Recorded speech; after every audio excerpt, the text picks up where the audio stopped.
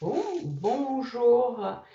Bonjour et bienvenue à toutes et à tous dans notre nouveau cycle de conférences co-organisé par l'Institut G9+, et EdTech France. Nous sommes ravis de vous accueillir ce soir et vous êtes plus de 400 inscrits. Vraiment, merci de votre intérêt et je pense que cela confirme que le sujet passionne et répond à un besoin réel. En effet, l'IA nous attire, elle nous intrigue et elle bouleverse nos repères. Qu'il s'agisse de son impact sur l'économie, sur les individus ou la planète, nous souhaitons comprendre et créer de nouvelles boussoles pour guider nos actions. Donc avec cette nouvelle trilogie de webinaires, nous cherchons à dessiner une nouvelle orientation autour des compétences, du travail, de l'organisation. Alors, je vous rappelle les trois thématiques. Donc, aujourd'hui, nous abordons l'enseignement est-il obsolète à l'ère de l'IA. Le 15 octobre, c'est qu'est-ce qu'une carrière à l'ère de l'IA. Et le 26 novembre, entreprise, comment devenir antifragile à l'ère de l'IA. Nous explorerons donc ensemble le parcours depuis l'apprentissage et les compétences vers les carrières, puis jusqu'à la culture d'entreprise et à sa résilience, afin de garantir l'employabilité et la pertinence des compétences. Alors, je suis Anna Semedo, responsable du cycle IA de l'Institut G9+, qui est un think tank numérique qui regroupe des alumni d'une vingtaine d'écoles d'ingénieurs, de management et d'universités. Alors, avec EdTech France, nous sommes ouverts à toutes vos suggestions pour des thématiques pour 2025. Et ce soir, nous avons le plaisir d'accueillir Claire Lecoq, qui est directrice de formation IMT Mines à l'ES et qui était précédemment DGA de l'EPITA. Bonjour. Nejma Belkim, cofondateur et CEO de Knowledge. Lucie Jacquet-Malo, pilote politique et stratégique du PIA 4 et professeur de mathématiques à l'Université de Picardie, et Renaud Monet, qui est DSI de Centrale Supélec. Un grand merci à tous les quatre, ainsi qu'à EdTech France, et en particulier à Jean-Marie, Oriane et Geoffrey pour leur contribution, et à Didier et Léa du G9+. Merci à toutes et à tous de votre présence ici ce soir, et bonne soirée à vous. Jean-Marie, à toi. Merci Anna, bonsoir à toutes, bonsoir à tous. Je m'appelle Jean-Marie Cognet, je suis le cofondateur et le CEO de Ubicast, mais je suis surtout le vice-président d'EdTech France en charge de l'enseignement supérieur. J'aurai le plaisir d'animer cette table ronde. Alors, en tant qu'EdTech, nous connaissons et utilisons depuis longtemps l'IA dans nos solutions, dans nos organisations aussi. Et en fait, l'accélération que nous vivons depuis 2 ans a donné une nouvelle dimension à ces technologies, mais aussi aux enjeux que nous adressons en tant qu'entreprise technologique de l'éducation. Donc EdTech France a souhaité, avec l'Institut G9+, consacrer un cycle de conférences pour discuter, pour échanger autour des questions principales qu'ouvre l'IA en matière d'enseignement, de formation et de compétences. Donc on assumera de soulever les tensions, les opportunités, on aura du franc-parler, en tout cas c'est ce qu'on souhaite, et c'est le message qu'on a passé à nos panélistes. C'est un sujet qui, de base, n'est ni simple ni binaire. Le fil rouge, ce sera aussi l'importance de la collaboration entre tous les acteurs de l'écosystème, les entreprises, les universités, les écoles, l'État parfois, pour s'adapter à l'IA, pour embrasser l'IA et construire les bonnes compétences qui répondront demain aux défis essentiels de la performance éducative. Donc on va avoir à peu près 1 heure d'échange, de débat sur la table ronde, heure au cours de laquelle on vous invite à poser toutes vos questions parce qu'on en sélectionnera pour la deuxième partie qui sera plutôt une session de questions-réponses avec nos intervenants. Donc voilà pour le programme. Je suis extrêmement bien entouré.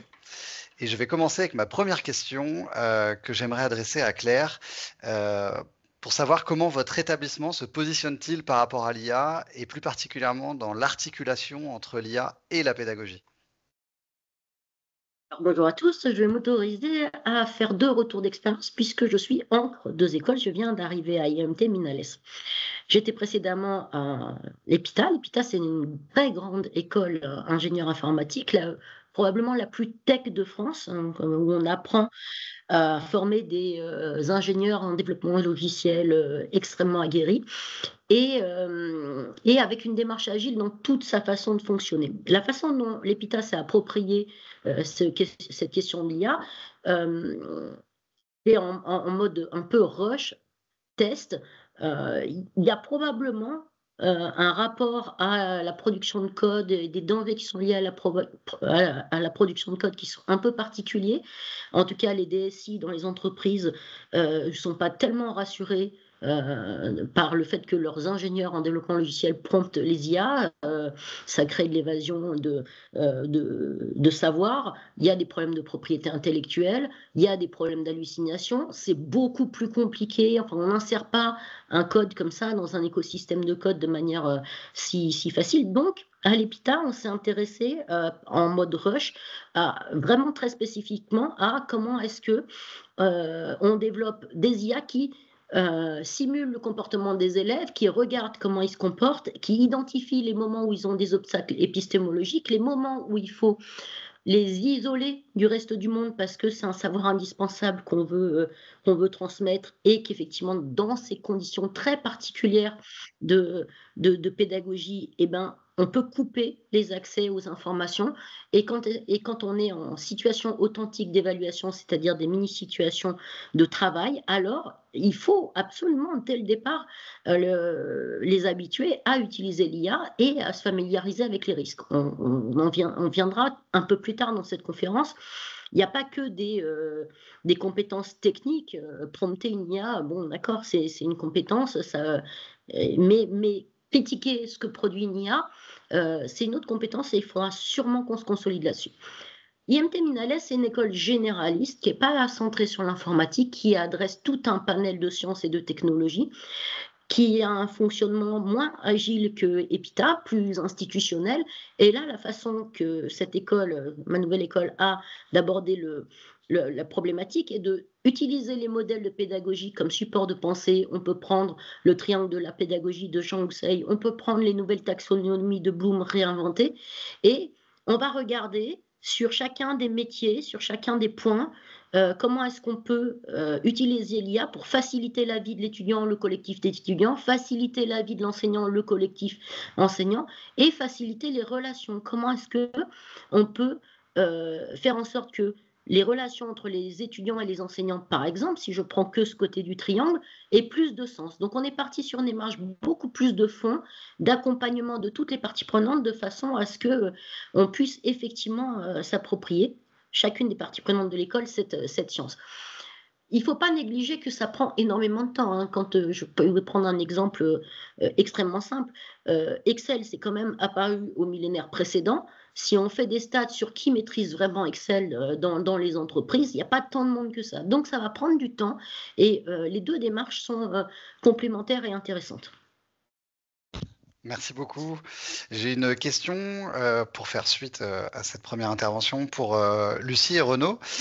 Comment, selon vous, et peut-être par ce que vous vivez dans votre établissement, comment l'enseignement supérieur prépare-t-il les étudiants à utiliser l'IA? Qui se lance? L'enseignement supérieur, alors déjà, il faut se dire, un enseignement supérieur, ça démarre après le bac. Donc, entre les formations post-bac jusqu'à la licence, les masters, le doctorat, on est sur un spectre de 8 ans d'études. Donc, évidemment, c'est très, très large. Les cohortes ne sont pas du tout de la même taille souvent, hein, c'est-à-dire on est sur des très grandes cohortes en général sur les premières années après le bac, donc se posent des problématiques d'animation de ces cohortes, et puis plus on va vers le master, on est sur des cohortes plus petites de 30-40 étudiants, et puis le doctorat c'est quelque chose de beaucoup plus individuel. Donc déjà ces trois contextes-là sont très différents. Alors évidemment, peut-être je peux commencer par les formations qui sont juste après le bac pour passer la parole à Lucie après. Bon, bah, on a des cohortes souvent hétérogènes et où la problématique de l'enseignant, c'est finalement de se concentrer sur les étudiants qui ont le plus besoin d'accompagnement et de voir un petit peu quels prérequis il pourrait manquer et quelles remédiations sont possibles. Et comme on a des grandes cohortes, on a de la donnée. Et donc là, nous, on explore surtout la possibilité d'utiliser l'IA pour segmenter un petit peu la cohorte et accompagner, voilà, un petit peu mieux identifier les besoins d'accompagnement. Donc pour reprendre l'exemple du code que prenait Claire, quand il y a une cohorte de 1000 personnes, 1000 étudiants qui codent en temps réel sur une semaine, puisque c'est notre format, nous, une semaine complète de bootcamp sur du coding, l'IA permet de mieux identifier les étudiants qui galèrent, de mieux identifier les étudiants qui avancent vite, et que les coachs, on a un ratio de à peu près un coach pour 25 élèves, puissent coacher plus vite finalement et mieux en répondant plus facilement aux étudiants. Donc on travaille, ce qu'on explore, c'est beaucoup l'IA pour aider les coachs à coacher finalement. Ouais, je suis tout à fait d'accord avec Renaud. C'est pas forcément évident pour les établissements d'enseignement supérieur parce que c'est arrivé en fait très très vite. Et par contre, on a vu du point de vue de la gouvernance des établissements, alors moi je suis dans une université, mais j'imagine que ça doit fonctionner un peu pareil dans les établissements privés. On a vu un très rapide changement de paradigme et également changement de situation chez les enseignants. Dans les premiers mois qui ont suivi l'émergence notamment des IA génératives, on a eu énormément de demandes d'enseignants pour interdire cet usage-là. Et en fait, la prise de conscience, elle a été très rapide parce que l'utilisation par les enseignants eux-mêmes, elle a été faite. Et je ne pense pas qu'on ait eu besoin de beaucoup les accompagner dans un premier temps pour apprendre à utiliser notamment ces IA génératives. Alors, je parle d'elles parce que ça a vraiment été elles qui ont provoqué cette révolution-là, en tout cas chez les étudiants. Après, ce qui est plus long à mettre en place, mais pour lequel on a des aides, c'est une vraie stratégie d'établissement. Et là, dans l'élaboration d'une stratégie d'établissement, on a eu la chance d'avoir des projets, notamment des projets de la part des institutions, de l'État. Je pense au NCU qui était là bien avant l'émergence des IA génératives fin 2022. Je pense au projet des MOES, au projet CMA. On a donc l'occasion, en fait, de tester, de mettre en place dans nos établissements des stratégies de gouvernance qui nous permettent de voir complètement différemment qu'un utilisateur lambda les IA.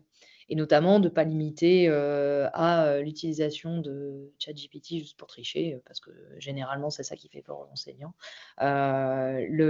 l'utilisation des IA. Et c'est aussi,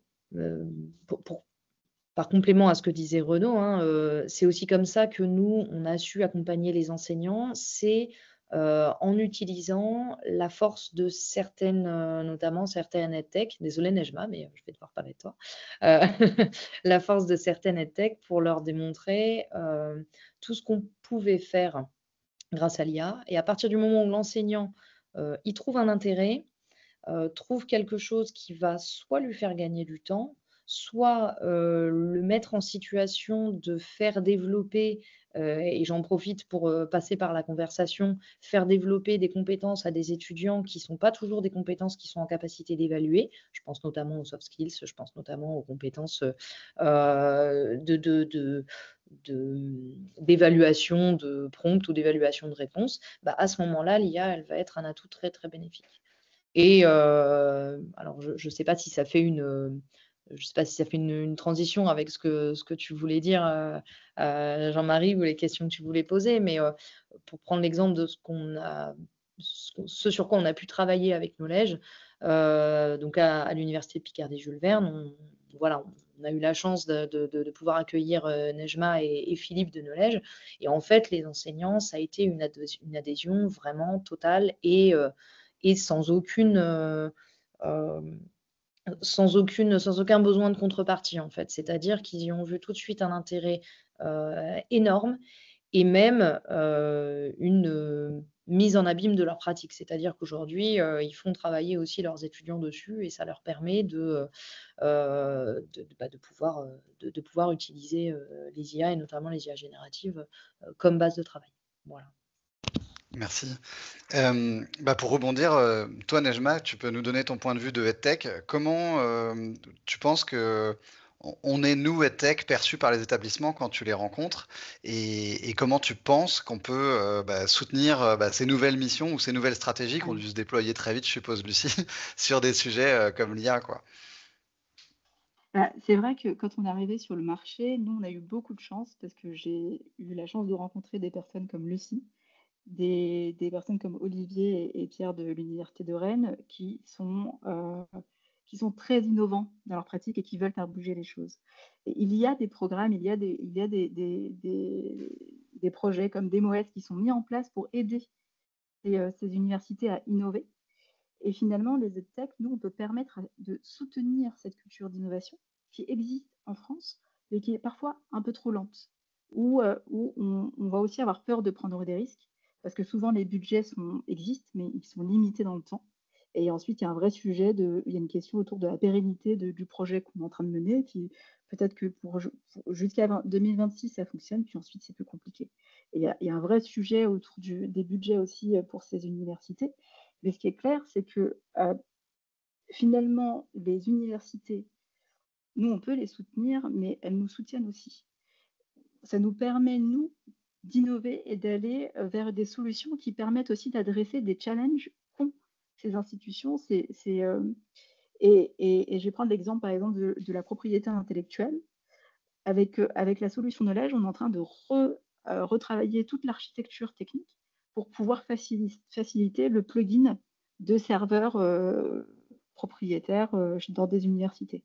C'est ce qu'on fait aussi avec l'Université de Rennes. Et donc là, ça va permettre aussi d'adresser un sujet qui est celui de la propriété intellectuelle.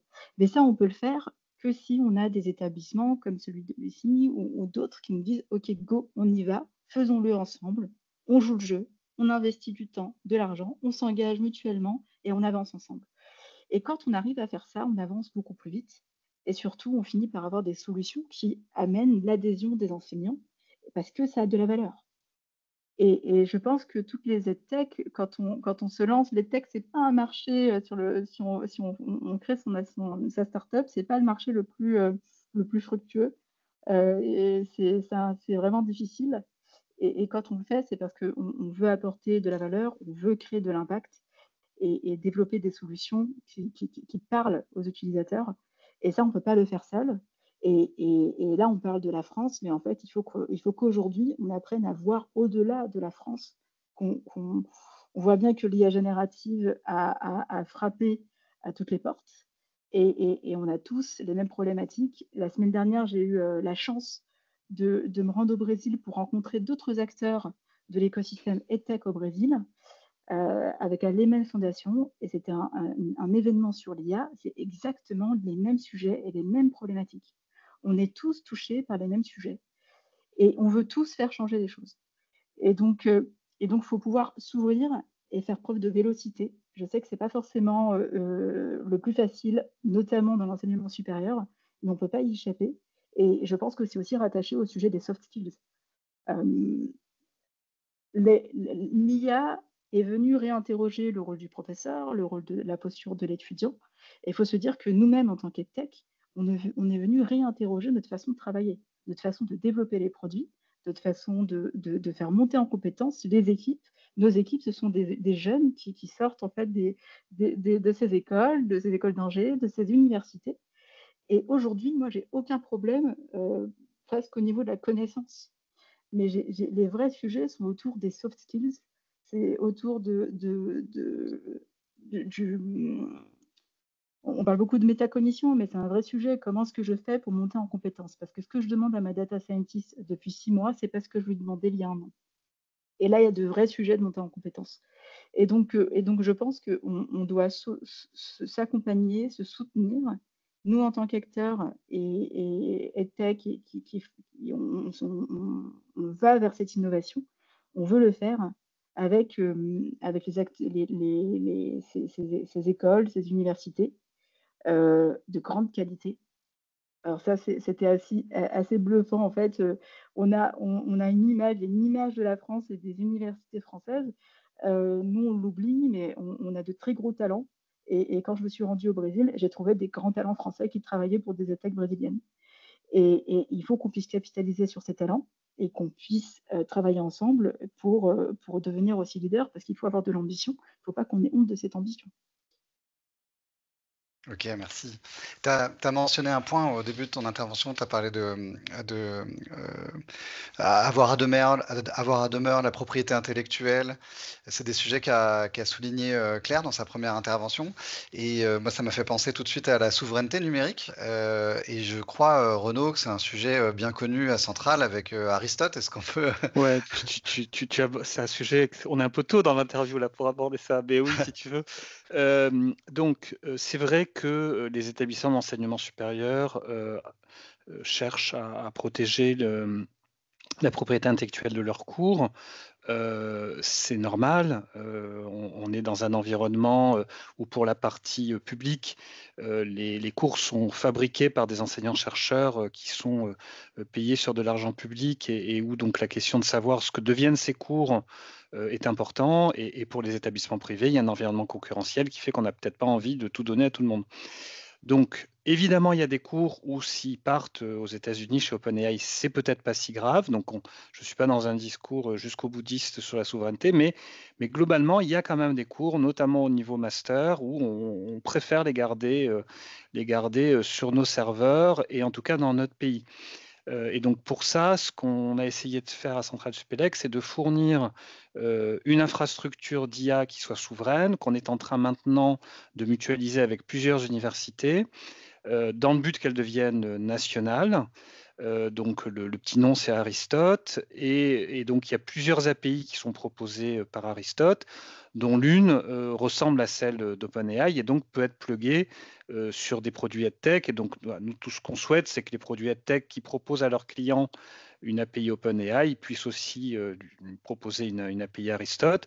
Du coup, le client aura le choix et peut se dire je veux la solution souveraine ou je préfère la solution américaine.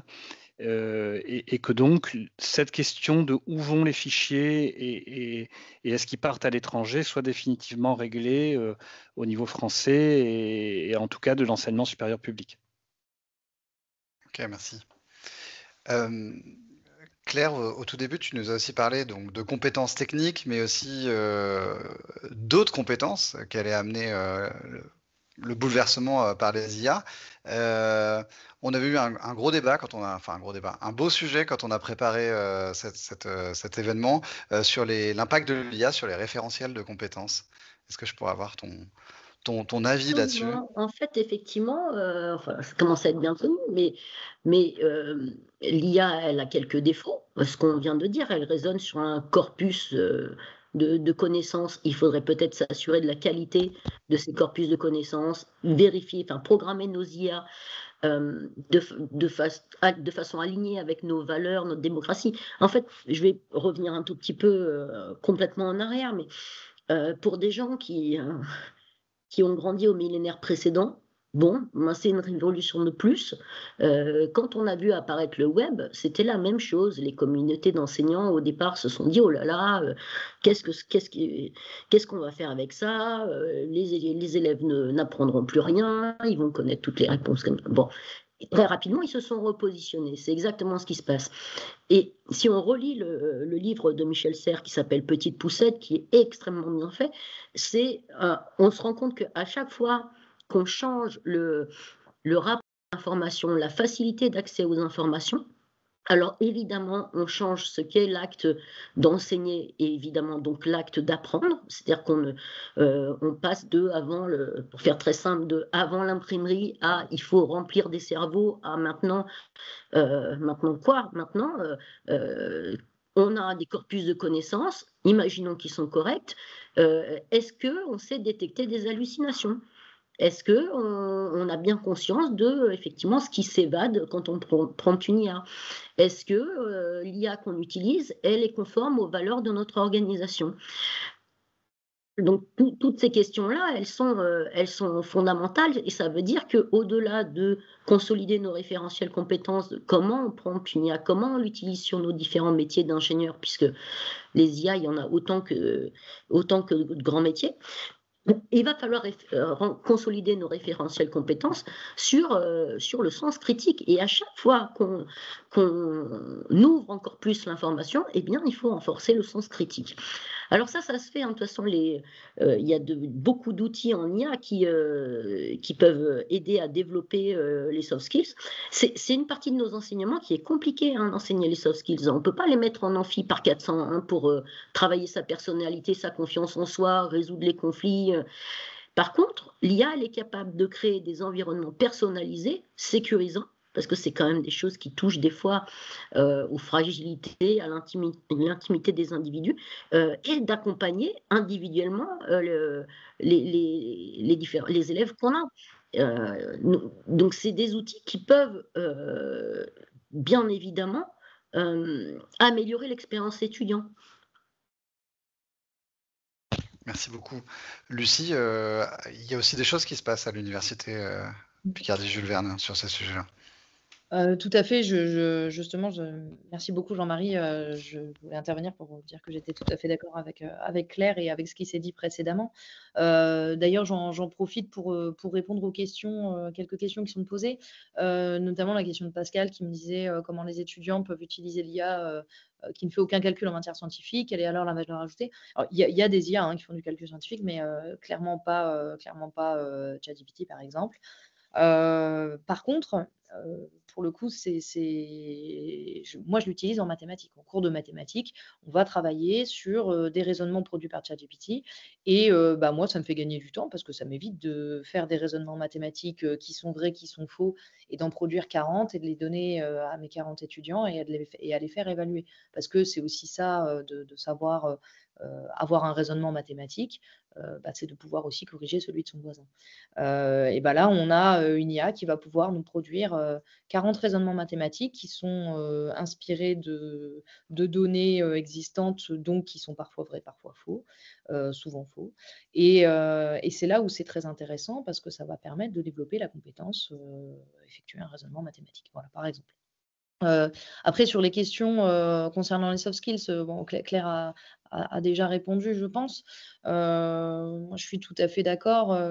Chaque enseignant est libre, en fait. Enfin, c'est ça qui est très intéressant, c'est que les enseignants sont des professionnels de l'éducation, donc normalement, ils sont à même de concevoir leurs cours. Ce qui est très intéressant dans l'arrivée de ces IA, et notamment de ces IA génératives sur l'enseignement, c'est qu'ils ont été rapidement, les enseignants ont rapidement été en capacité de concevoir des cours utilisant l'IA.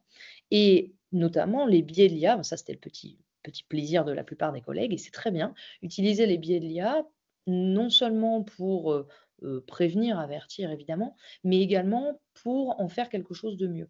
Et à partir du moment où on l'a compris, je pense que c'est comme ça que c'est très intéressant de commencer à interagir avec des EdTech. C'est-à-dire que l'enseignant, il est déjà sensibilisé à la question, il a déjà commencé à y réfléchir, et dans tous les établissements, on a un pourcentage d'enseignants comme ça, qui varie entre 10 et 80. Très bien.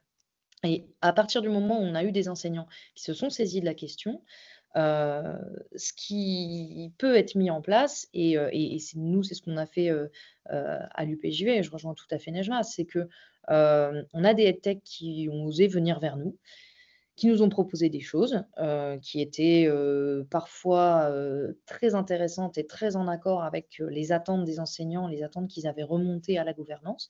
Parfois pas du tout. Donc voilà, c'est à nous aussi de discuter avec les EdTech et pour comprendre un peu ce qu'ils souhaitent proposer. Et c'est là où il y a deux choses très importantes. C'est non seulement le dialogue entre les enseignants et les EdTech. Quand je dis les enseignants, ce n'est pas toujours évident à attraper. Par contre, nombre d'entre nous sommes pilotes de projet. Nejma parlait des projets des MOS, il y a les CMA, il y a les projets NCU. Nombre d'entre nous sont pilotes de projet ou font partie d'une gouvernance. Et à partir du moment où on a commencé à travailler un lien avec une ou plusieurs EdTech sur des questions très précises, Là, ça devient très facile. Et donc, on peut mettre en place notamment, des réunions. En tout cas, nous, c'est ce qu'on a fait. On a regroupé quelques enseignants, pilotes, quelques enseignants moteurs, auxquels on a, proposé la solution Knowledge et ils ont fait un petit retour, sur, ce qu'ils en pensaient. Alors c'était extrêmement positif et en fait, quand ils sont repartis dans leurs UFR respectives, Heu et ben, ils ont disséminé les demandes. Ils ont dit: «Eh bah, voilà, cette solution-là, elle est très bien et en plus, les personnes sont venues nous voir, elles ont écouté ce qu'on avait à leur dire et elles ont proposé des choses». Et quelque chose qui est très important et dont j'ai pas parlé, et qui est même primordial, c'est qu'il peut y avoir des échanges entre les EdTech et les universités. Il peut y avoir des échanges, j'ai pas parlé de la place de l'ingénieur pédagogique ou des ingénieurs pédagogiques des universités. C'est très important, hein, ce sont eux qui vont dans les salons, ce sont eux qui accompagnent l'enseignant au quotidien. Mais s'il n'y a pas un portage fort des gouvernances des établissements, je suis certaine que cela ne peut pas se faire. C'est très, très important qu'il y ait un portage fort des VP numériques et surtout des VP CFVU. Parce qu'en fait, c'est eux qui voilà, dirigent les gouvernances des établissements en termes de formation. Alors donc, commission formation vie universitaire, ce sont vraiment les vice-présidents ou les personnes en tout cas qui sont dans la gouvernance des établissements du supérieur et qui, travaillent sur, les formations, comment elles sont votées, les maquettes, les modalités de contrôle de connaissances, de compétences et cetera. Et donc, si ces personnes-là dans la gouvernance ne sont pas, alertées sur la transformation pédagogique qui est en train d'être mise en place, parce que je ne parle pas de transformation numérique, mais surtout de transformation pédagogique qui est en train d'être mise en place par l'arrivée des IA et par l'arrivée des EdTech qui s'emparent de l'IA et des IA pour proposer des solutions, on ne pourra rien faire. Si les gouvernances sont au courant, c'est là où on a envie de rédiger des projets, c'est là où on a envie de faire avancer les choses et d'avoir de l'argent à injecter dans les EdTech puisque, évidemment, hein, ça, je vais dire des choses qui sont, évidentes, mais les établissements du supérieur et les universités, ont pas toujours beaucoup d'argent à injecter dans le privé.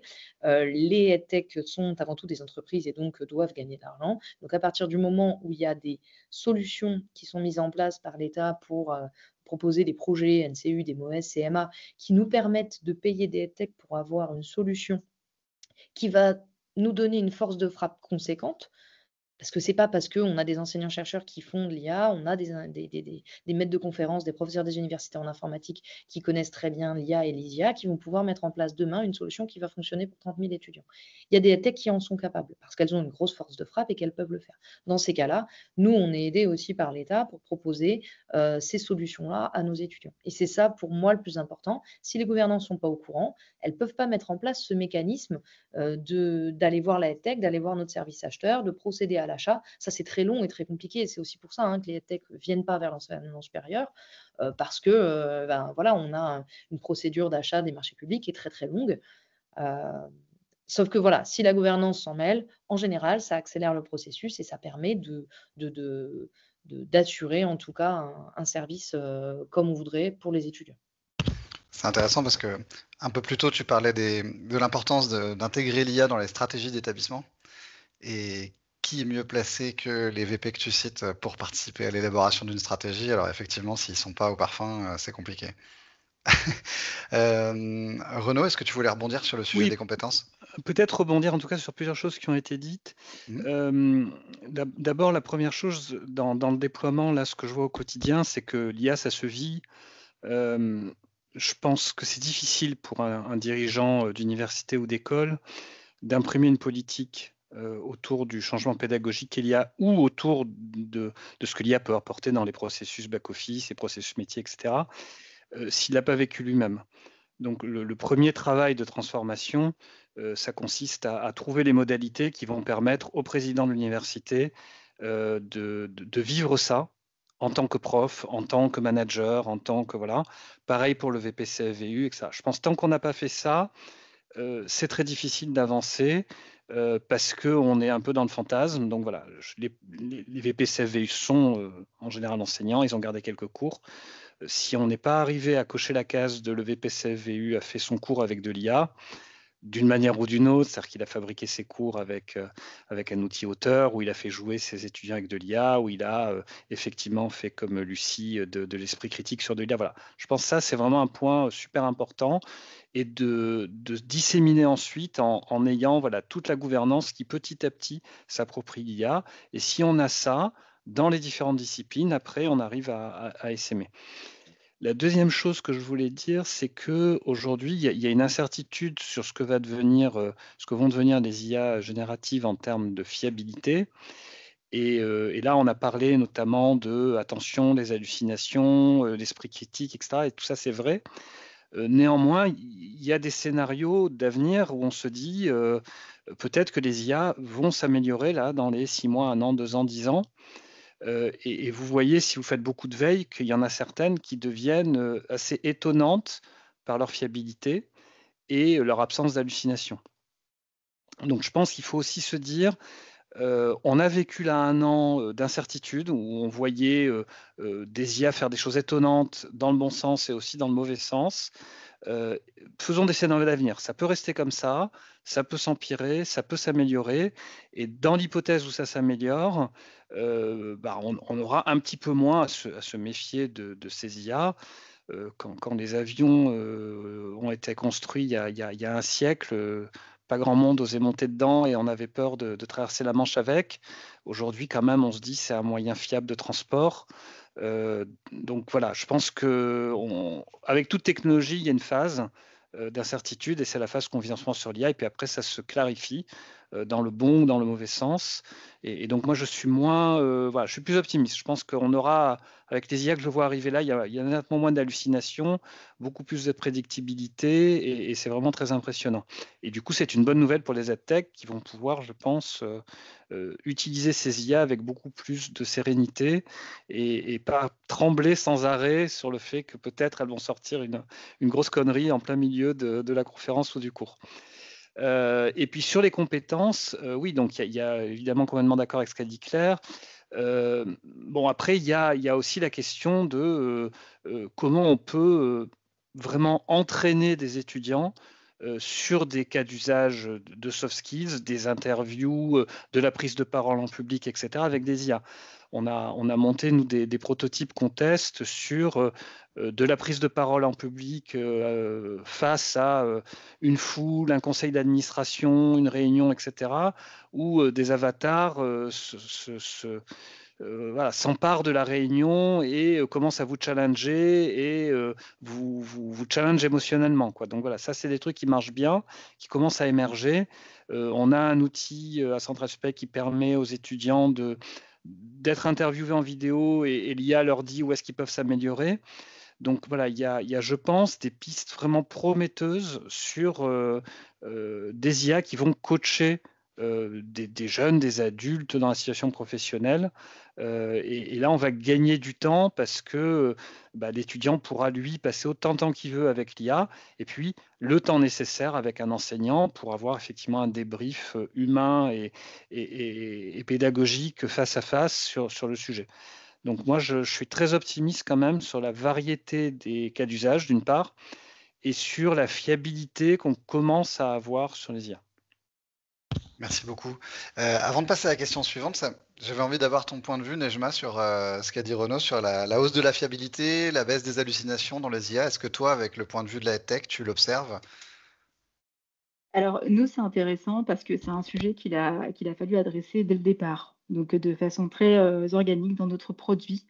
La solution Knowledge permet de transformer des contenus en activités interactives en quelques minutes. Donc, à partir de contenus, on va vraiment générer une quinzaine d'activités, donc des quiz, des flashcards, des jeux. Et donc, on doit s'assurer de la fiabilité des contenus générés. Et comme j'expliquais, on part toujours d'une source. Donc, on a fait le choix de ne pas commencer par une page blanche, de ne pas demander à ChatGPT de générer quelque chose pour ensuite générer les activités.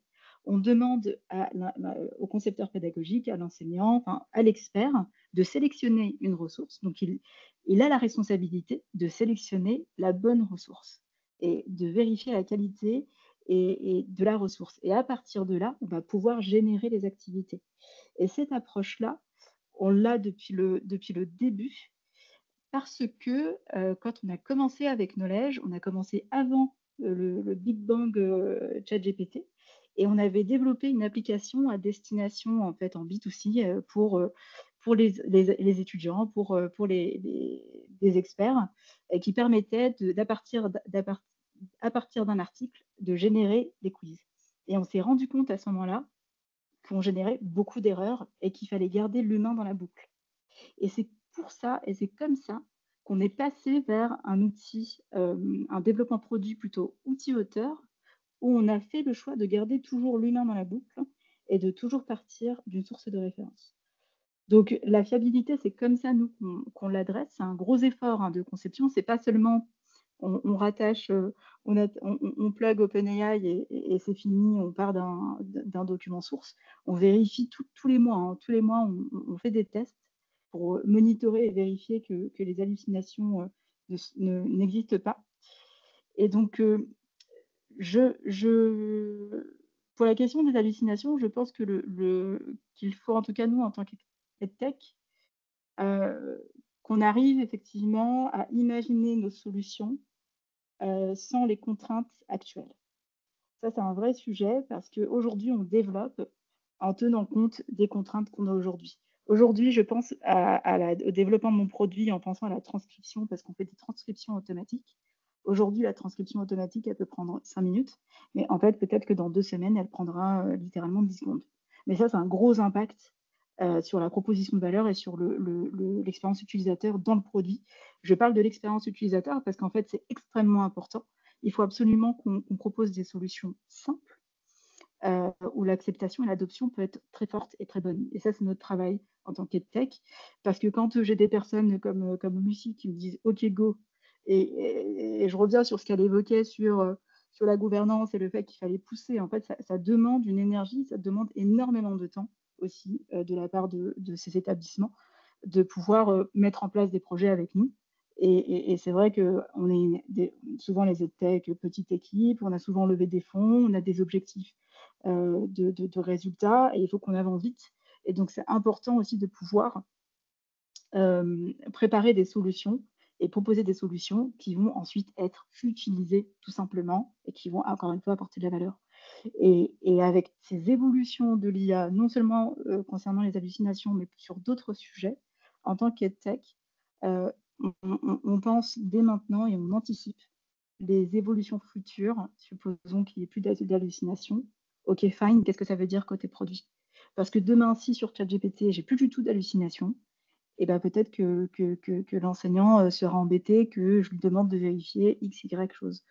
Il ne faut pas négliger l'utilisateur final qui au début se plaint beaucoup et souhaite avoir le contrôle et souhaite avoir beaucoup de choses.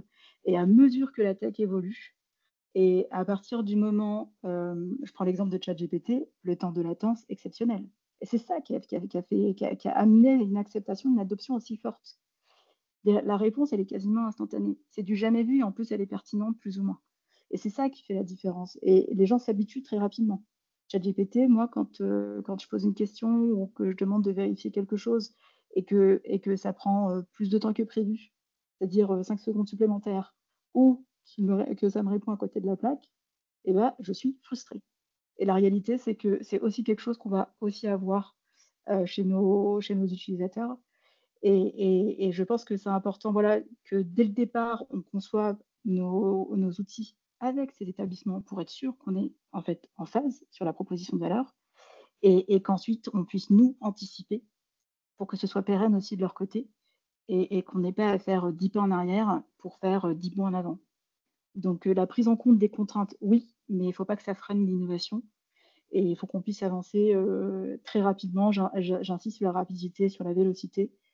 Mais je pense vraiment que c'est une grosse problématique et pour nous les EdTech et pour les établissements et qu'on ne peut pas faire l'économie de la vélocité. Alors, c'est intéressant, tu parlais des utilisateurs, en l'occurrence, les tiens sont des enseignants. Je vais poser la question qui tue à Claire. Comment on les embarque, les enseignants, dans cette aventure? La réponse, elle est un peu toujours la même. Et la difficulté, c'est que je pense que, pour le coup, nos gouvernances et j'en fais partie, régulièrement sont un peu hypocrites. On l'a dit plusieurs fois dans cette conférence, ça demande du temps. Ça demande du temps pour être formé et ça demande du temps ensuite pour produire. Ça va probablement libérer du temps, du temps qui avait moins de sens. Mais en fait, il faut quand même, moi je ne connais pas d'organisation qui ne mette pas un peu de moyens pour accompagner ces grands plans de transformation. Donc quand on disait tout à l'heure qu'il faut effectivement un projet d'établissement, et que ce soit quelque chose dans lequel on embarque tout le monde et dans lequel on arrive à avoir des postes dédiés, mais aussi à libérer le temps de chacun, ça va être important. Alors le temps de chacun du côté enseignant, mais du côté apprenant aussi.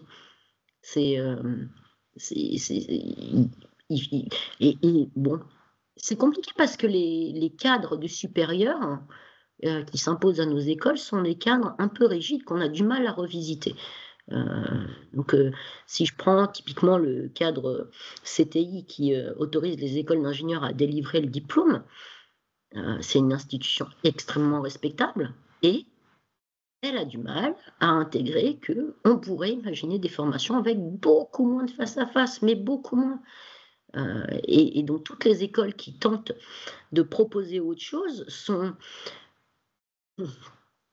en exercice un peu d'équilibriste vis-à-vis de ces institutions. Donc, il faut aussi que, hors de nos gouvernances, dans les grands organismes qui supervisent nos écoles ou qui nous imposent des cadres, on les revisite.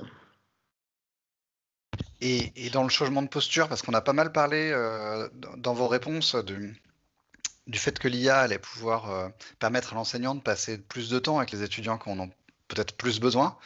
Est-ce que c'est pas aussi un changement de posture pour l'enseignant qui est traditionnellement dans du magistral Ça fait longtemps qu'on veut, en tout cas, qu'on demande à nos enseignants qu'ils ne soient pas traditionnellement dans du magistral. On a inventé ou on s'est approprié les classes inversées il y a très longtemps parce qu'on sait très bien, toutes les sciences cognitives le disent, ça ne fonctionne pas le magistral. Mais alors pas du tout. C'est-à-dire que sur un amphi d'1 heure, s'ils retiennent 8 minutes de ce qu'on a dit, c'est à peu près le bout du monde. Donc ça ne sert à rien. Et donc autant enregistrer des capsules vidéo toutes petites, il y a un certain nombre de bonnes propriétés à respecter, des choses un peu atomiques.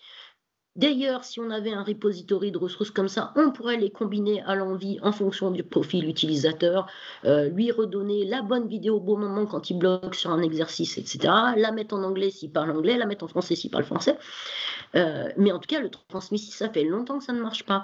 Alors, c'est vrai qu'on a une structure de l'emploi, nos enseignants-chercheurs, la pyramide, elle est un peu vers le haut, en tout cas dans un certain nombre d'institutions, et c'est compliqué. Je veux dire, pareil, je suis pas du tout en train de les critiquer. C'est compliqué pour eux, c'est très déstabilisant, c'est un peu pour eux, c'est risqué de dire je suis plus le sachant sur l'estrade qui délivre un savoir, je me mets en projet interdisciplinaire, je ne sais pas répondre à toutes les questions et je vais juste accompagner les étudiants. Mais ça fait longtemps qu'on a entamé cette posture et ça vient renforcer la posture. Après, je voulais dire juste une chose, c'est quand on se place du côté de l'apprenant, moi j'ai juste un petit problème, en tout cas un point d'attention, c'est que ce qui m'embête quand on est dans une interaction entre un enseignant et un apprenant, et ben en fait l'enseignant ne répond pas aux questions, il repose des questions. Il déplace le problème jusqu'à ce que l'apprenant trouve le bon angle et construise tout seul sa réponse. Et il faudrait, si on veut avoir des tuteurs intelligents, programmer nos IA pour ne pas répondre aux questions. C'est pas faux. Pour vraiment coller la classe inversée. Merci beaucoup. Lucie, moi j'aurais bien pris ton point de vue sur cette question parce que donc là on a quand même deux écoles d'ingénieurs et dans une université, comment ça se passe à ce niveau-là? Oui, merci Jean-Marie. Je suis tout à fait d'accord, évidemment, avec Claire. Je pense que c'est très bien que Claire, tu rappeler ces règles de base. Je ne sais pas si on peut faire des pourcentages, mais honnêtement, je pense que les enseignants du supérieur qui ne font plus que du magistral et qui passent 3 heures et même en TD à parler, il se réduit et pour arriver à aller peut-être 10%, peut-être moins. Maintenant, la grande majorité des enseignants, en tout cas dans le supérieur, ont très bien compris, même si ils sont pas toujours très contents de savoir ça, ils ont compris que tout simplement, les étudiants sont pas, non seulement pas adhérents à ce propos-là, mais en tout cas que le transmissif est purement et simplement complètement inefficace et que donc, ils deviennent en situation de travail et ils deviennent en situation d'apprendre à partir du moment où eux sont acteurs de ce qu'ils font. Et je rejoins évidemment Claire sur le fait que la meilleure chose possible, c'est de ne jamais apporter de réponse. Le moins l'enseignant parle et le moins il est présent, le plus l'étudiant ou l'apprenant en tout cas est en situation d'action. Donc dans une université, on met ça en place. En tout cas, les gouvernances s'en emparent, mettent ça en place. Par exemple, il y a eu donc un arrêté, l'arrêté du 30 juillet 2018 qui stipule que toutes les universités et tous les établissements du supérieur doivent fonctionner par compétences. Alors, reste à définir ce que c'est qu'une compétence, ce qu'on fera évidemment pas là, à définir ce qu'on entend par une approche par compétence. Et il y a eu d'ailleurs un séminaire très intéressant de la DGCIP qui a été donné très récemment sur le sujet. Et ensuite, à partir du moment où chaque université a choisi sa manière de faire, son approche, sa manière de choisir comment on allait évaluer par compétence, comment on allait utiliser une approche par compétence, quelle approche par compétence on allait utiliser. Il y a eu beaucoup d'universités qui se sont emparées, par exemple, des approches tardives. Mais c'est pas que ça, enfin vraiment, surtout pas, au contraire. À partir du moment où on a mis ça en place, comment on rend l'étudiant acteur de son apprentissage? Et c'est ça, je pense, la question principale. Les IA, elles ont énormément aidé en fait à ça. Vraiment. C'est-à-dire que quand les enseignants revenaient, le peu d'enseignants qui sont très magistraux revenaient en disant mais de toute façon, ils ont toutes les réponses sur ChatGPT, je ne sais plus quoi faire.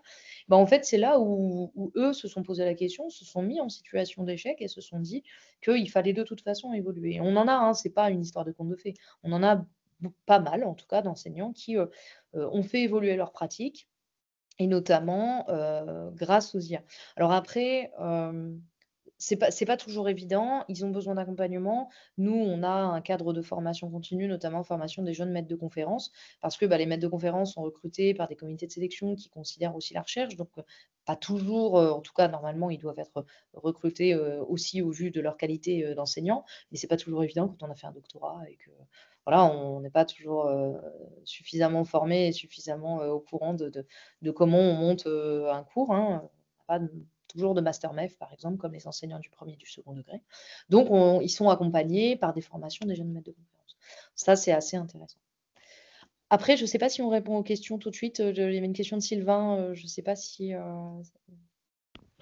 que tu avais prévu. On la prendra juste après. Très bien. Quand on va passer dans l'échange de questions-réponses d'ici 5 minutes. Renaud,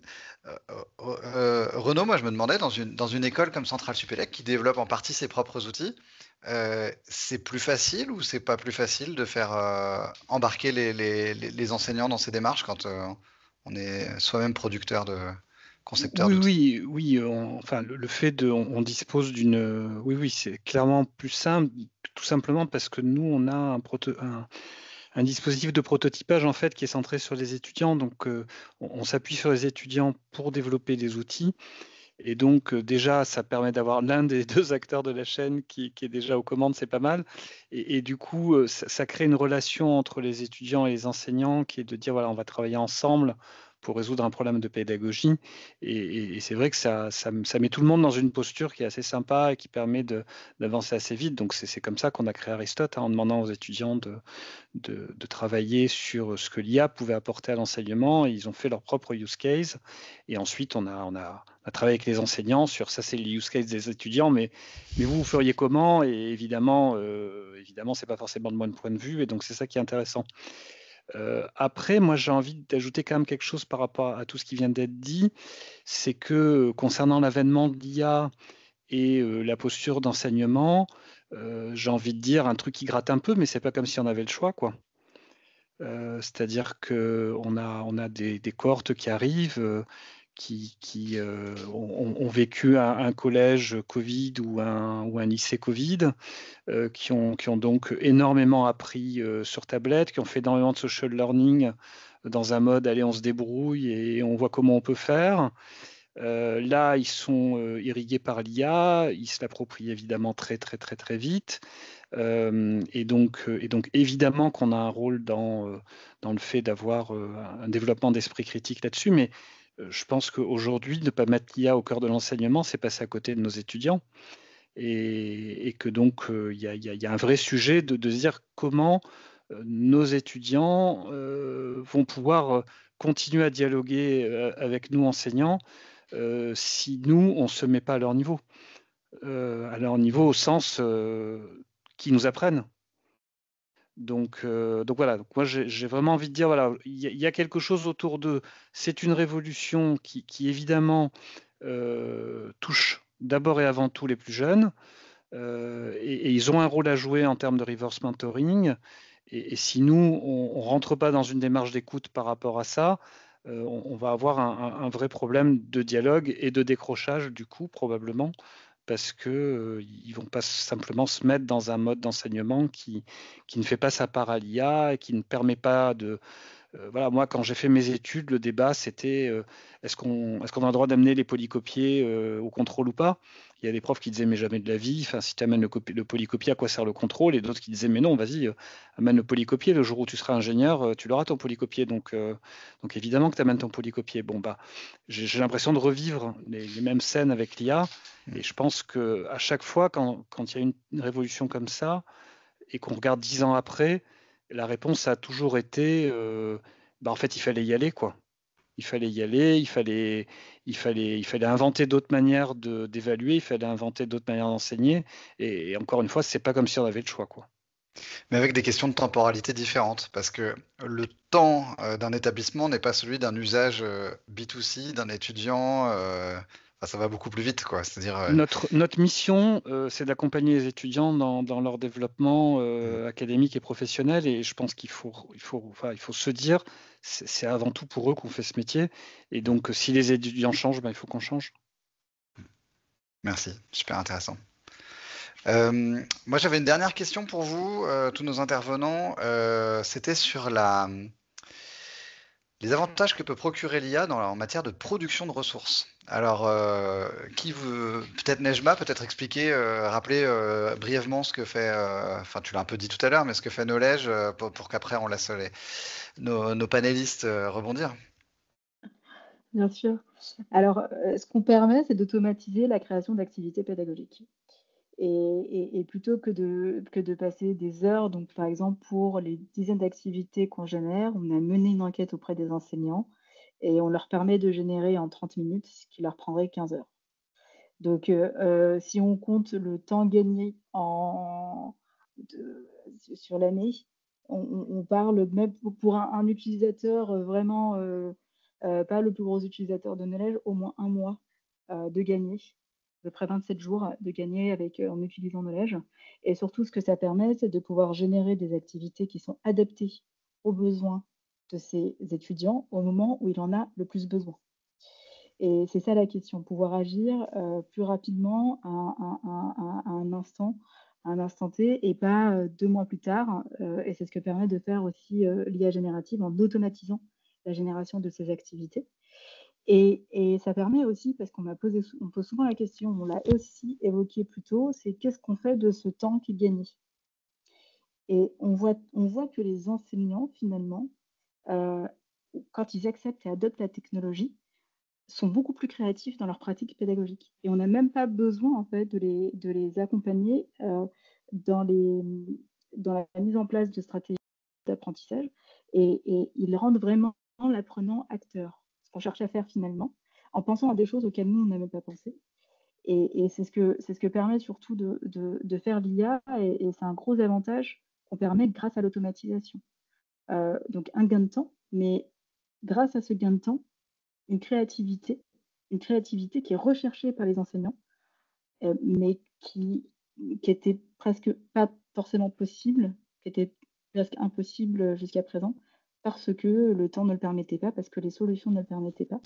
Et il y a un autre sujet autour de l'IA, c'est qu'il faut penser l'IA dans un écosystème numérique qui existe déjà. Et on a aussi fait le choix, nous, de complètement se pluguer à cet écosystème-là. Et ça, c'est pas un détail, encore une fois, c'est aussi à nous, EdTech, de s'assurer qu'il y ait une intégration simple dans les habitudes des enseignants.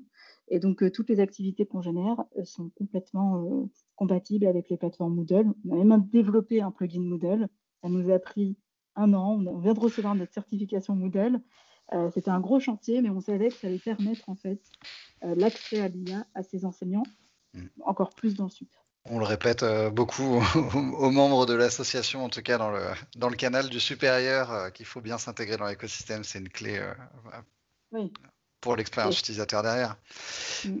Claire, tu as peut-être un point de vue sur Mais effectivement, Nejma, elle a déjà beaucoup répondu à la question, mais à partir du moment où on peut développer des parcours d'apprentissage au sein d'un cours, un module, on appelle ça comme on veut, quand on est en approche compétence, l'idée c'est que les élèves apprennent à leur rythme. Donc il faut qu'ils passent des stades où on valide les compétences. Et on peut très bien imaginer qu'un jour on déverrouillera les parcours en disant on n'a pas tout le monde exactement au même moment, le même menu dans nos formations. Et ça pourrait être très très intéressant, notamment pour non seulement pour s'adapter à nos nouvelles générations d'apprenants, mais aussi pour passer à l'interculturel. Ouais. Super important. Renaud, Lucie, je vous laisse un petit mot de la fin chacun avant qu'on passe aux questions. Vas-y, Lucie, vas-y.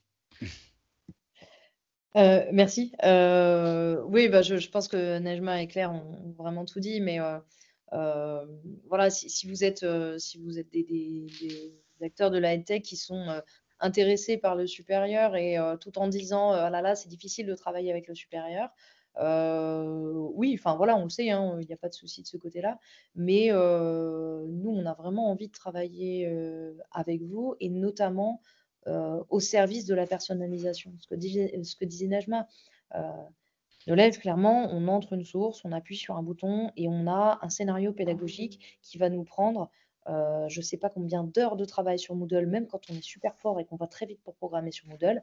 Enfin, c'est pas de la programmation, mais et ben en fait, là, on a un gain de temps absolument incroyable.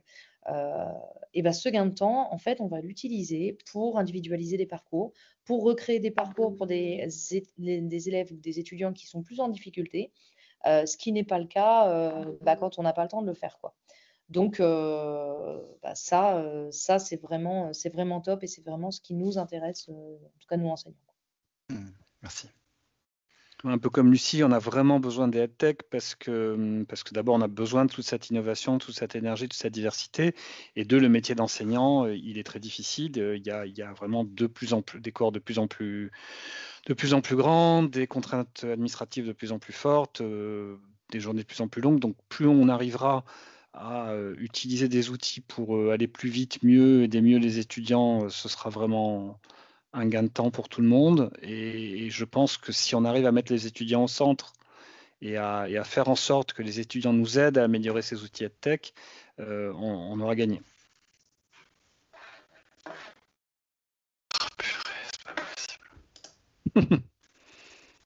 Si, c'est possible. De connexion, désolé, j'ai dû être bloqué. Merci beaucoup pour vos interventions. Là, on a une phase de questions-réponses, ce qui me permet de passer la main à notre délégué général, Oriane, qui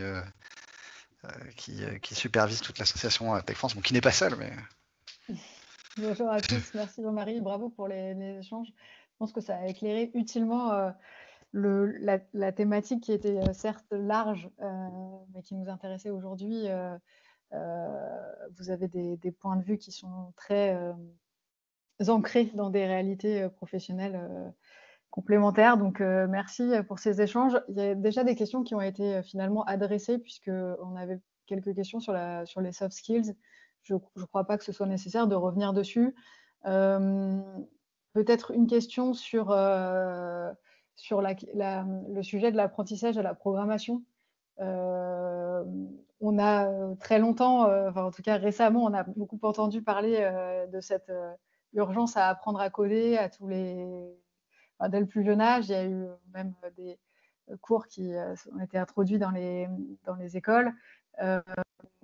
L'IA générative vient complètement bousculer cette injonction à apprendre à coder. Est-ce que peut-être c'est pour Claire la question ou peut-être Renaud, je ne sais pas, je vous laisse.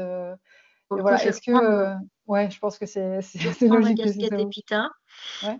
On faisait très très attention à différencier coding et ingénieur développeur logiciel. Parce que coding, je fais exprès, je force le trait, mais si c'est juste traducteur, eh ben c'est embêtant. Parce que ça, ces métiers-là, potentiellement, ils vont pouvoir être remplacés assez rapidement par de l'IA. Et ils font pas ça, nos ingénieurs, hein, qui sortent des écoles. Et ils pensent des systèmes complexes. Ils intègrent un certain nombre de contraintes, par exemple de sécurité, de contraintes d'organisation, d'urbanisation de leur système d'information, qui a un nombre de contraintes et d'expertise qu'ils doivent intégrer pour pouvoir développer des outils logiciels qui sont effectivement, il y a même l'UX, enfin je veux dire, il faut penser utilisateur. Donc nous, on fait très très attention à ne pas dire coding, parce qu'effectivement, c'est enfin, les speed stages qui sont en 3 semaines, à mon avis, mettent les gens en danger dans leur carrière professionnelle. Alors que les formations un peu robustes, 3 ans, 5 ans, encore une fois, avec toutes les dimensions qui s'imposent à l'ingénieur, sont plus pérennes. Donc voilà. Merci Claire. Est-ce que d'autres intervenants veulent compléter? Non. Le métier de prompt engineer, il ne va pas exister très longtemps. Après, c'est vrai que l'apprentissage du code, c'est aussi une façon d'apprendre à comprendre comment la Oui. machine fonctionne et donc se doter d'une partie de la culture numérique qui est utile à, C'est ça. à notre capacité à être un acteur de cette société numérique. Mais C'est sans pas doute que si je dis quand je mets est-ce que c'est pas la même chose? Je fais exprès, hein, encore une fois, mais est-ce que quand je mets un pansement à mon enfant de 5 ans qui vient de tomber, je suis infirmière, je pense qu'il y a vraiment une distance qu'il faut s'approprier. Alors sur le code, j'ai eu l'occasion la semaine dernière de rencontrer un de nos investisseurs que j'avais jamais rencontré et qui en fait est un mathématicien brésilien qui a amené l'Internet au Brésil. Et on a eu cette question. Et il m'a parlé, je laisserai les mathématiciens autour de cette table en parler. Et il m'a dit, en fait, moi j'étais mathématicien et quand les ordinateurs sont arrivés, je ne voulais absolument pas y toucher. Et en fait, et par la force des choses, il s'est rendu compte que, bah, en tant que mathématicien, il avait aussi toutes les qualités pour pouvoir en fait travailler et être sur ces ordinateurs. Et ce qu'il me disait, c'était qu'aujourd'hui, apprendre à coder, c'était pas forcément essentiel, mais il m'a parlé du computational thinking. Et ce qu'il me disait, et c'est ce que tu dis, Oriane, c'est cette pensée, si je traduis, j'imagine, computationnelle, je sais pas, je vous laisse expliquer. Mais que c'était la pensée, l'abstraction pensée, le système pensée, c'est la façon de fonctionner de ces outils tech qui était essentiel aujourd'hui, qu'il fallait surtout pas perdre. Et si ça passe par apprendre à coder, bah, ça passe par apprendre à coder. Mais c'est ça qu'il faut pas perdre.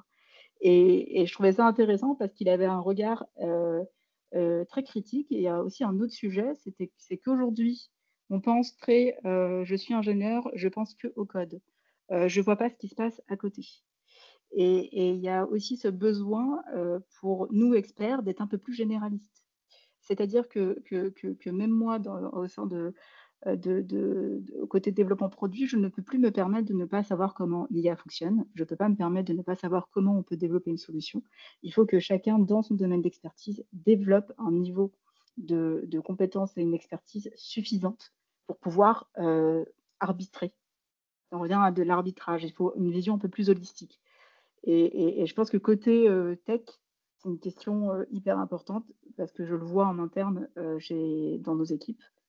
Aujourd'hui, si la data scientist, elle n'a pas conscience que le prompt engineering, peut-être que ça n'existera plus dans un an, c'est problématique.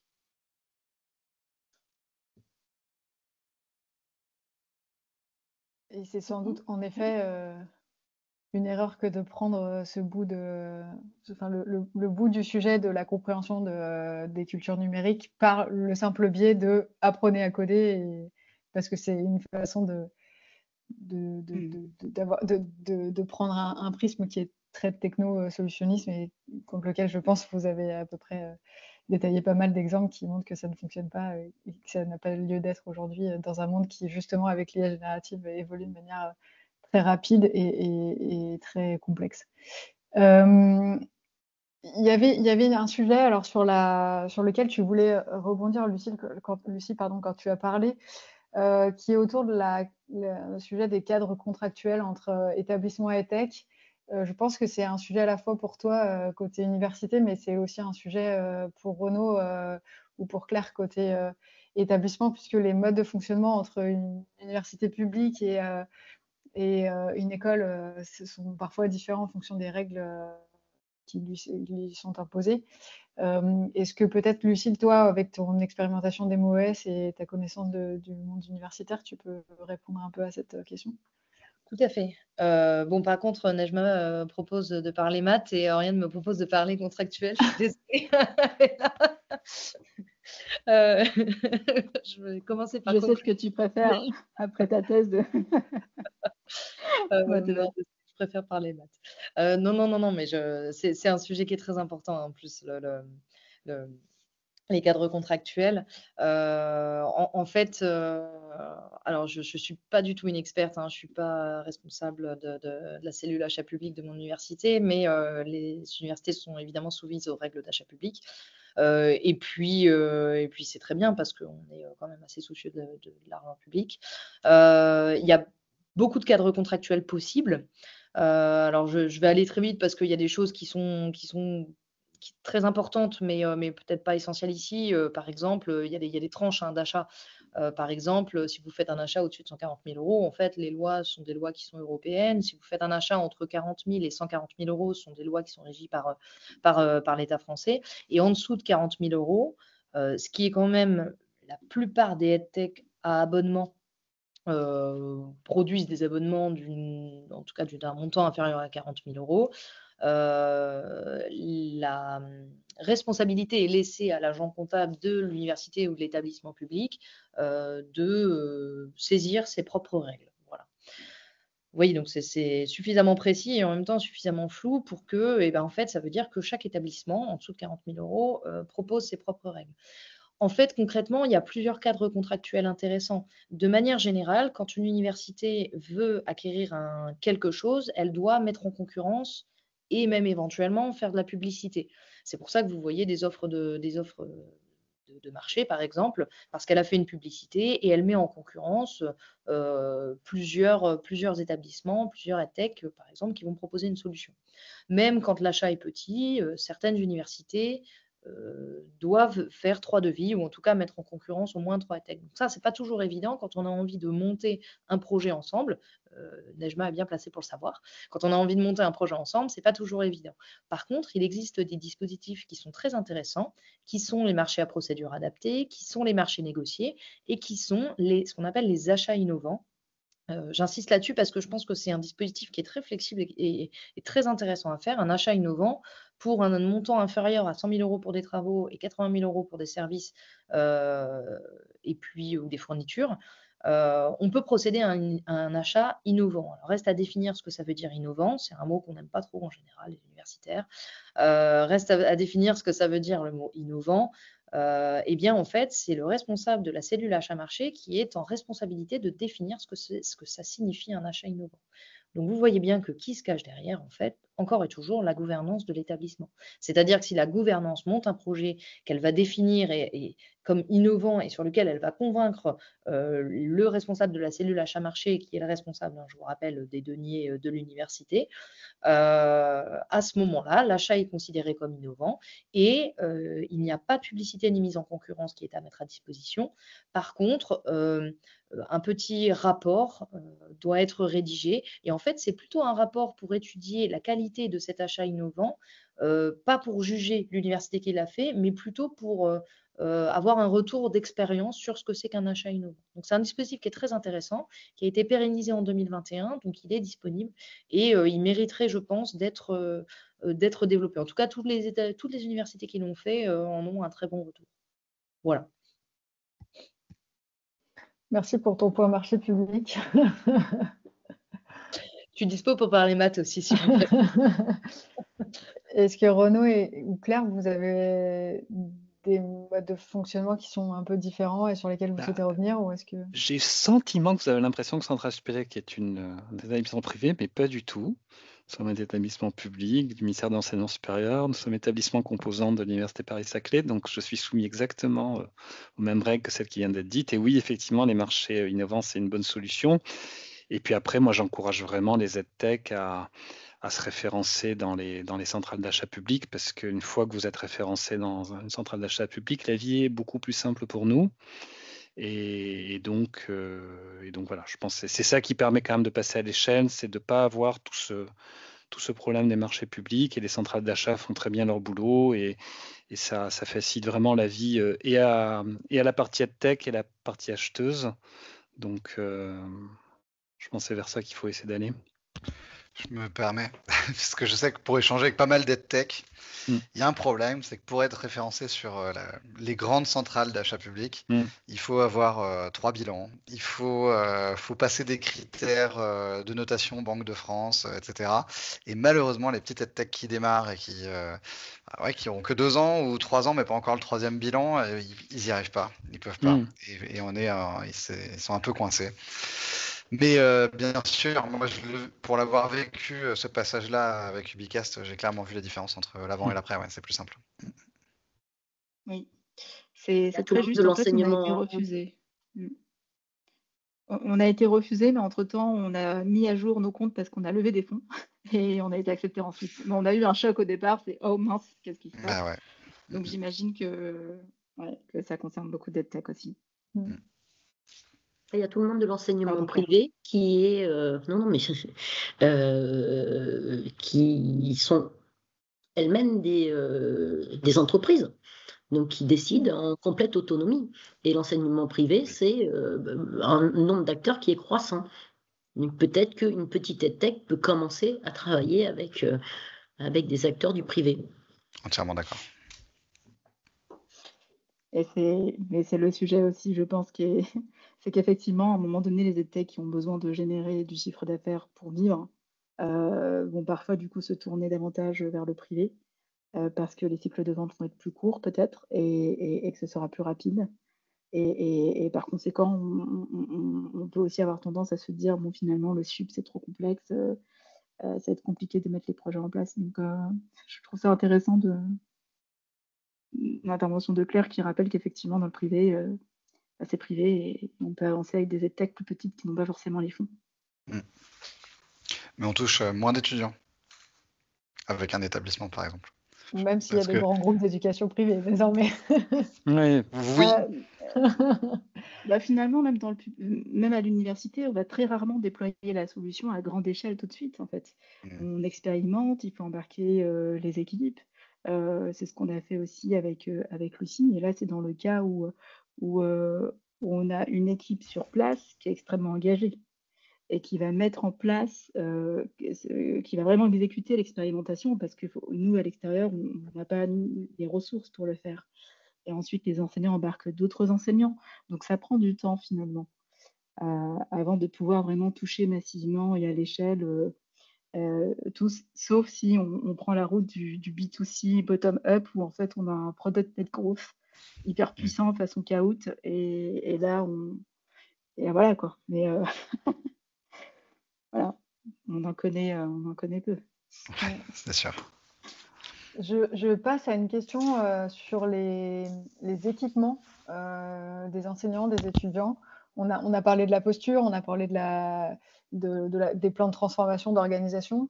Il y a une question, est-ce que les outils, est-ce que les enseignants et les étudiants sont suffisamment outillés ou est-ce que c'est encore un frein, notamment pour les gros établissements?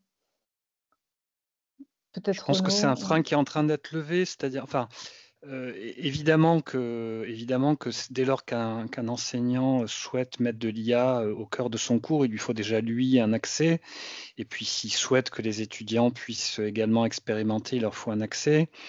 Donc il y a de plus en plus de choses qui sont en train de se déployer. Nous, donc, on développe des solutions pour ça, on les propose à l'ensemble de l'ESR. Avec des solutions qui restent dans le navigateur, qui sont utilisables depuis n'importe quel ordinateur, depuis n'importe quelle tablette ou smartphone, qui sont le plus frugal possible en termes de consommation de serveurs. Donc voilà, notre projet, c'est vraiment mettre l'IA entre les mains des étudiants et des enseignants au moindre coût, de manière écologique et de manière souveraine. Donc on a des TP virtuels qui tournent à très grande échelle, avec des IA classiques, celles qui existaient avant les LLM, mais aussi avec des LLM. Et là, on travaille pour passer les LLM à l'échelle et faire en sorte que ça consomme le moins de serveurs possible, que ce soit économiquement viable pour l'enseignement supérieur, que ce soit écologique, et évidemment que ça ne va pas être open bar et qu'on ne peut pas imaginer qu'il y ait des très très grosses requêtes et des très gros prompts qui tournent à l'échelle de très grosses cohortes, alors que finalement chacun fait un peu la même chose. Donc il y a une spécificité de l'utilisation d'une IA par une très grande cohorte qui mérite qu'on regarde comment informatiquement on fait en sorte que ce soit le moins gourmand possible. Merci Renaud.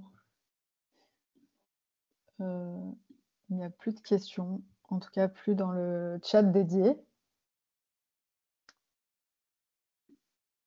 Alors si, pour ne pas oublier le rôle essentiel de l'écriture manuelle. Ah, c'est une personne qui nous propose un petit. Ouais.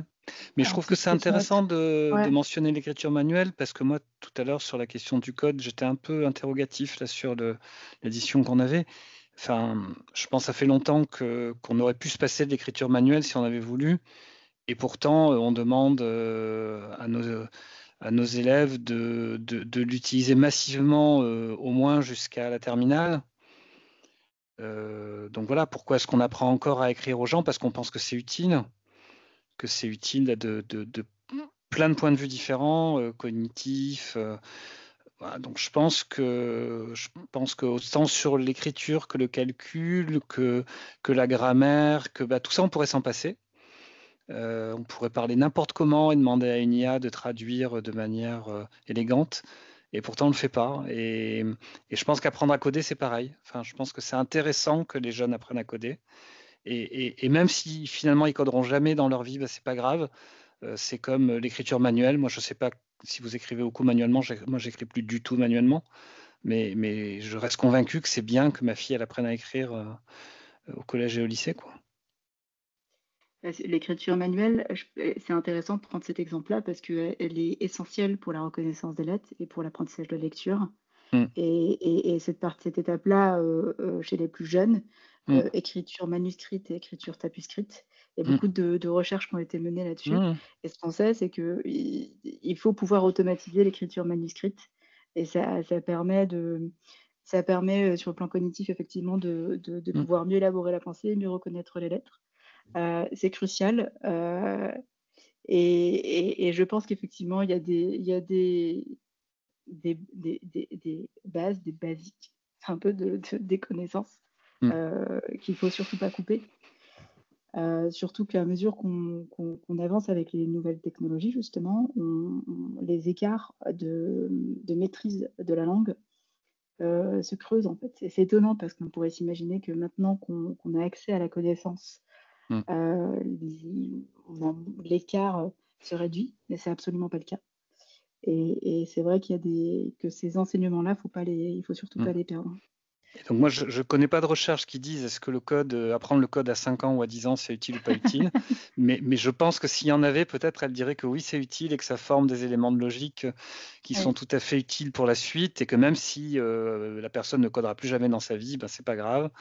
Donc tout comme apprendre plusieurs langues, ça peut servir même si finalement on pratique pas ces langues plus tard. Enfin voilà. Donc je pense qu'il y a le cerveau, c'est un truc compliqué et qu'on peut pas voilà, aller trop vite au résultat. Il faut passer par des méandres et donc moi je reste pour intuitivement que les jeunes apprennent à coder. Et on ne sait pas de quoi l'avenir est fait. Et l'informatique, ça a toujours été des cycles. Donc là, on est sur des IA qui travaillent sur effectivement une matière un peu molle et qui est ce prompt. Et avec des prompts, on y arrive. Et peut-être que dans 10 ans, ce ne sera pas du tout pareil. Et donc, nous, on reste à Centrale Supélec sur un apprentissage de l'informatique qui passe par les grands fondamentaux de l'informatique. Et on pense qu'un ingénieur en informatique, il doit connaître comment l'informatique s'est créée même au départ et rester sur des choses extrêmement profondes sur qu'est-ce qui se passe au fond des choses et que c'est comme ça qu'on comprend les choses de manière holistique et voilà, nous on a l'impression que nos meilleurs start-upers qui ont fait les trucs les plus incroyables, c'était aussi des gens qui étaient allés au fond des choses et pas dans la superficie, quoi. Donc je pense que c'est des débats compliqués de savoir qu'est-ce qu'il faut mettre dans le panier de l'apprentissage d'un écolier ou d'un collégien ou d'un lycéen. C'est pas des choses faciles et que l'IA ne change pas grand-chose à ça. Et donc on est dans une espèce de paradoxe de se dire ne changeons rien et continuons à enseigner les mêmes choses, mais en même temps tenons compte du fait que maintenant ils ont une IA entre les mains. Et ça, on n'y peut rien et on ne peut pas faire comme si ça n'existait pas. Et je pense que ça rejoint l'éternel débat de est-ce qu'on forme à un métier ou à des métiers, ou est-ce qu'on forme aussi, ou on accompagne aussi des citoyens à évoluer, prendre leur place dans la société, etc. Ouais. Et puis on fait un entraînement sportif d'un cerveau et donc plus l'entraînement sera intensif et exigeant, plus le cerveau sera flexible, adaptatif. Voilà, donc c'est est-ce que ça sert à quelque chose d'apprendre aux gens à nager? Est-ce que ça sert à quelque chose de leur apprendre à courir? Ben oui, ça forme le corps. Bon, ben là, c'est pareil pour le cerveau. Il faut le challenger. Et plus on challenge nos étudiants, plus ils sont formidables dans leur réalisation. Donc, je pense qu'il ne faut pas hésiter à les faire aller le plus loin possible. Et l'IA, c'est un outil qui leur permet d'aller encore plus loin et de se challenger encore davantage. Et vous pouvez rajouter dans votre panier calcul mental. Oui. Voilà, et calculatrice, voilà, j'ai pas voulu prendre cet exemple tout à l'heure. Chaque matière aura sa base et qui permet tout ce que disait Renaud, absolument.